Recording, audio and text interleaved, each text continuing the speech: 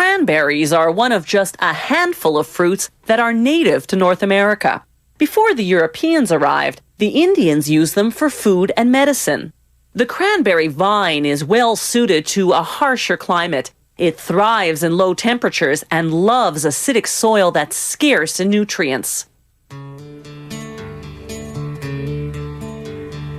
Cranberries are ripe for the picking in late September.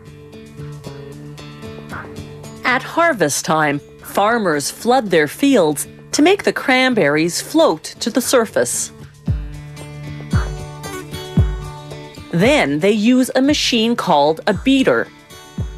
It generates underwater turbulence, pulling the berries off the vines.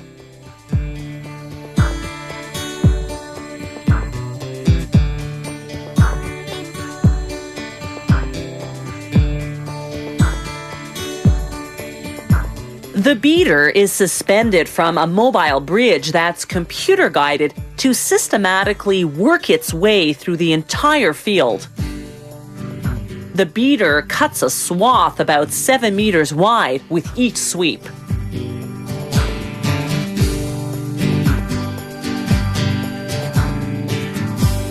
Workers move the floating cranberries to one corner of the field,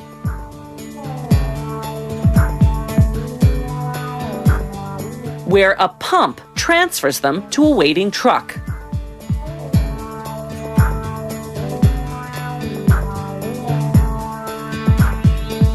Along the way, the berries get a preliminary rinsing to remove branches and leaves.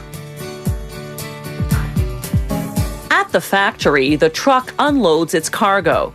The cranberries travel along a water canal and onto a conveyor belt, then through a cleaning station, where workers use brushes and water jets to get rid of any remaining leaves and branches. Then they dump the cranberries into large bins to be frozen for up to several months. To produce cranberry juice, they defrost the frozen berries in hot water, then mash them, skin, seeds and all, into a puree. They add special enzymes to break up the pectin molecules, making the puree less viscous and therefore easier to press. The press processes 8 tons of puree at a time. That's the weight of 1.5 elephants. It takes 3 to 4 pressing cycles to extract all the juice.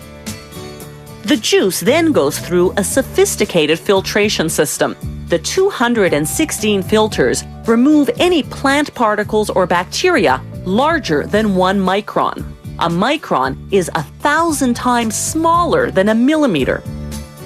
Then they evaporate the water until the juice is 10 times more concentrated. Cranberries not destined for juice go through a grading process. Undersized berries drop down through the holes of a giant sifter. The bigger cranberries move on to the grading table, where workers remove any that are substandard.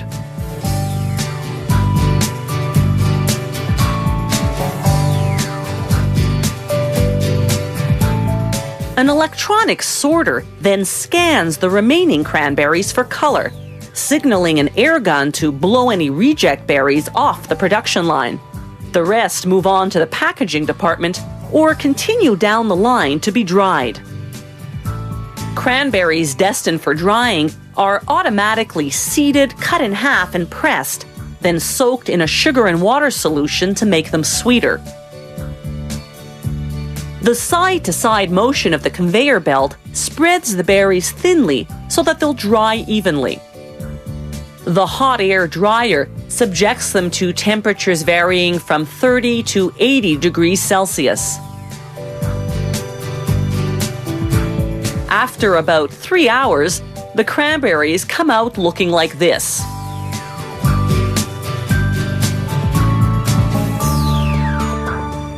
As you sip your cranberry tea, ponder this. Cranberries are a source of potassium and vitamins A and C, and drinking cranberry juice can prevent and treat urinary tract infections.